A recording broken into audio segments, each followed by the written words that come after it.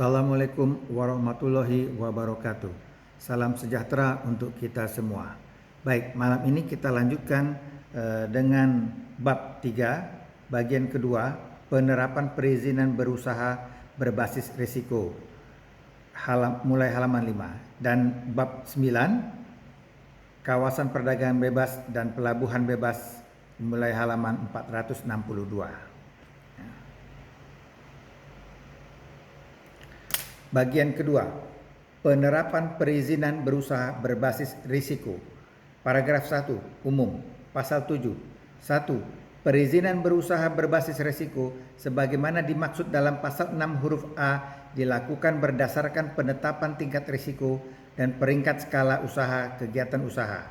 2. Penetapan tingkat risiko dan peringkat skala usaha sebagaimana dimaksud pada ayat 1 diperoleh berdasarkan penilaian tingkat bahaya dan potensi terjadinya bahaya.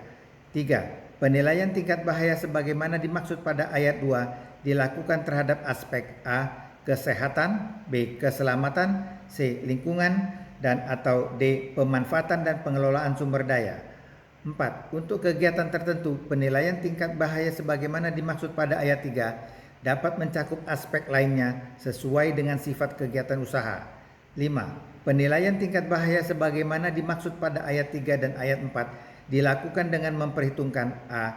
Jenis kegiatan usaha, B. Kriteria kegiatan usaha, C. Lokasi kegiatan usaha, D. Keterbatasan sumber daya, dan atau E. Risiko volatilitas. 6. Penilaian potensi terjadinya bahaya sebagaimana dimaksud pada ayat 2 meliputi A. Hampir tidak mungkin terjadi, B. Kemungkinan kecil terjadi, C. Kemungkinan terjadi, atau D. Hampir pasti terjadi.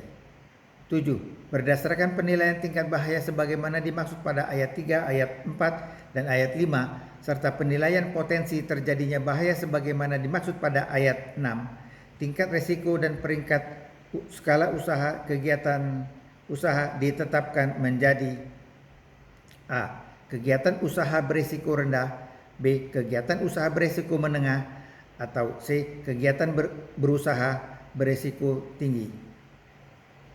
Paragraf 2. Perizinan berusaha kegiatan usaha berisiko rendah.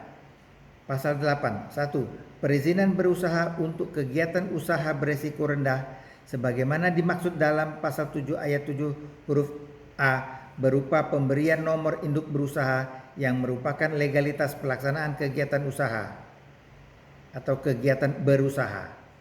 2. Nomor induk berusaha sebagaimana dimaksud pada ayat 1 merupakan bukti registrasi atau pendaftaran pelaku usaha untuk melakukan kegiatan usaha dan sebagai identitas bagi pelaku usaha dalam pelaksanaan kegiatan usahanya. Paragraf 3. Perizinan berusaha kegiatan usaha berisiko menengah.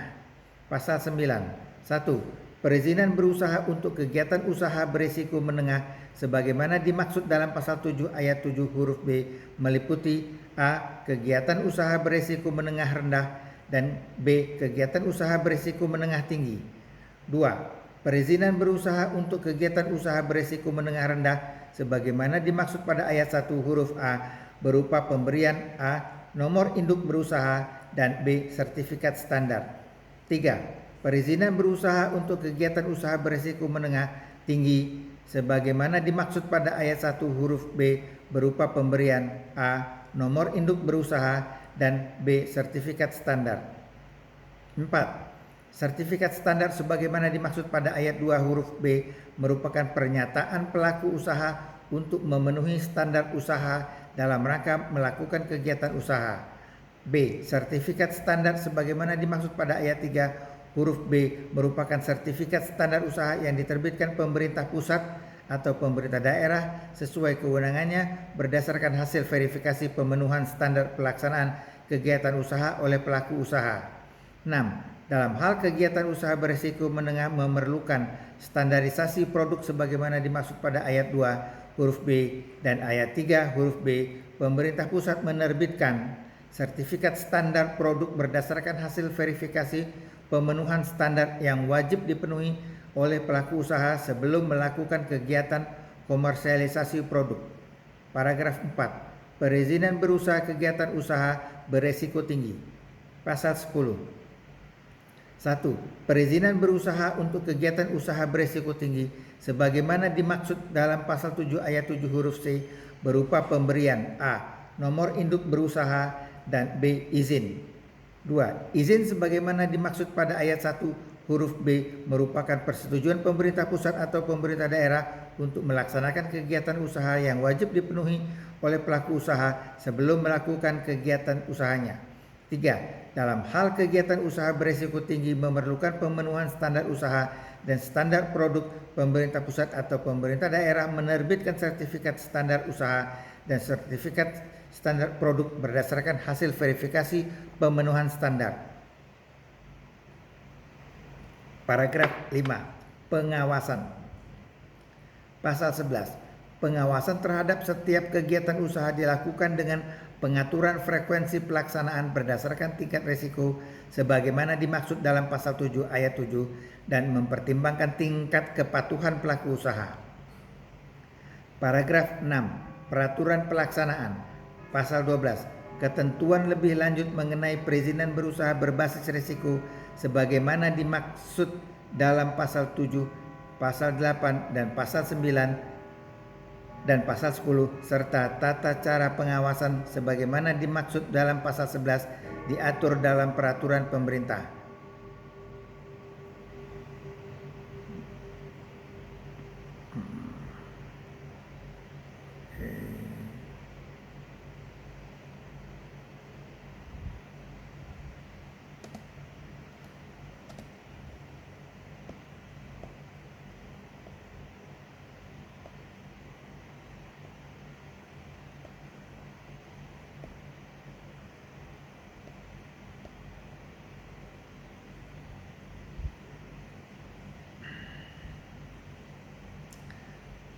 Selanjutnya bagian ketiga. Kita lanjutkan ke bagian ketiga, kawasan perdagangan bebas dan pelabuhan bebas. Paragraf 1. Umum. Pasal 151. 1. Kawasan perdagangan bebas dan pelabuhan bebas sebagaimana dimaksud dalam pasal 141 huruf B terdiri atas A. Kawasan perdagangan bebas dan pelabuhan bebas, dan B. Kawasan perdagangan bebas dan pelabuhan bebas Sabang. 2. Kawasan perdagangan bebas dan pelabuhan bebas sebagaimana dimaksud pada ayat 1 huruf A terdiri atas A. Kawasan perdagangan bebas dan pelabuhan bebas Batam, B. Kawasan perdagangan bebas dan pelabuhan bebas Bintan, dan C. Kawasan perdagangan bebas dan pelabuhan bebas Karimun. Paragraf 2. Kawasan perdagangan bebas dan pelabuhan bebas. Pasal 152. Beberapa ketentuan dalam Undang-Undang Nomor 36 Tahun 2000 tentang penetapan peraturan pemerintah pengganti Undang-Undang Nomor 1 Tahun 2000 tentang kawasan perdagangan bebas dan pelabuhan bebas menjadi undang-undang. Berikut perubahan dan lembaran negaranya diubah menjadi sebagai berikut. 1. Ketentuan pasal 6 diubah sehingga berbunyi sebagai berikut. Pasal 6. 1. Presiden menetapkan Dewan Kawasan Perdagangan Bebas dan Pelabuhan Bebas di daerah yang selanjutnya disebut Dewan Kawasan. 2. Ketentuan lebih lanjut mengenai penetapan Dewan Kawasan sebagaimana dimaksud pada ayat 1 diatur dalam peraturan pemerintah. 2. Ketentuan pasal 7 diubah sehingga berbunyi sebagai berikut. Pasal 7. 1. Dewan Kawasan membentuk badan pengusahaan kawasan perdagangan bebas dan pelabuhan bebas yang selanjutnya disebut badan pengusahaan. 2. Kepala dan anggota badan pengusahaan ditetapkan oleh Dewan Kawasan. 3. Badan pengusahaan bertanggung jawab kepada Dewan Kawasan. 4. Ketentuan lebih lanjut mengenai pembentukan badan pengusahaan dan penetapan kepala dan anggota badan pengusahaan diatur dalam peraturan pemerintah. Ketentuan pasal 3. Ketentuan pasal 10 diubah sehingga berbunyi sebagai berikut. Pasal 10. 1. Untuk memperlancar kegiatan kawasan perdagangan bebas dan pelabuhan bebas, badan pengusahaan diberi wewenang mengeluarkan perizinan berusaha dan perizinan lainnya yang diperlukan bagi para pengusaha yang mendirikan dan menjalankan usaha di kawasan perdagangan bebas dan pelabuhan bebas. 2. Ketentuan lebih lanjut mengenai pelaksanaan wewenang sebagaimana dimaksud pada ayat 1 diatur dalam peraturan pemerintah. 4. Ketentuan pasal 11 diubah sehingga berbunyi sebagai berikut. Pasal 11. 1. Barang yang terkena ketentuan larangan dilarang dimasukkan ke kawasan perdagangan bebas dan pelabuhan bebas. 2. Pemasukan dan pengeluaran barang ke dan dari kawasan perdagangan bebas dan pelabuhan bebas hanya dapat dilakukan oleh pengusaha yang telah memenuhi perizinan berusaha dari badan pengusahaan. 3. Pengusaha sebagaimana dimaksud pada ayat 2 hanya dapat memasukkan barang ke kawasan perdagangan bebas dan pelabuhan bebas yang berhubungan dengan kegiatan usahanya.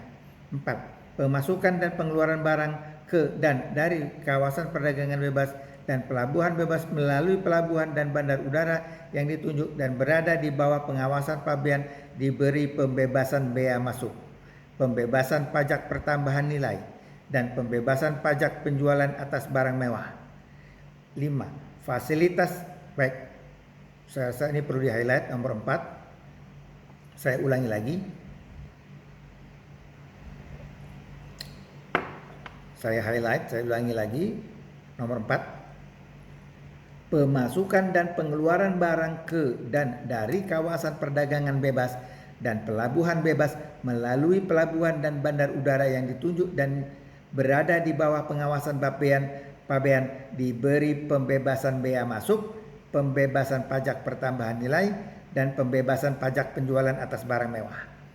5. Fasilitas sebagaimana dimaksud pada ayat 4 termasuk juga pembebasan cukai diberikan sesuai dengan ketentuan perundang-undangan di bidang cukai. 6. Pemasukan dan pengeluaran barang dan 6.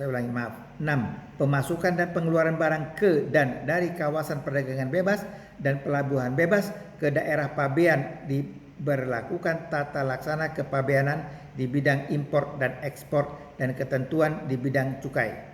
7. Pemasukan barang konsumsi dari luar daerah pabean untuk kebutuhan penduduk di kawasan perdagangan bebas dan pelabuhan bebas diberi pembebasan bea masuk, pajak pertambahan nilai, dan pajak penjualan atas barang mewah. 8. Jumlah dan jenis barang yang diberi fasilitas sebagaimana dimaksud pada ayat 7 ditetapkan oleh badan pengusahaan.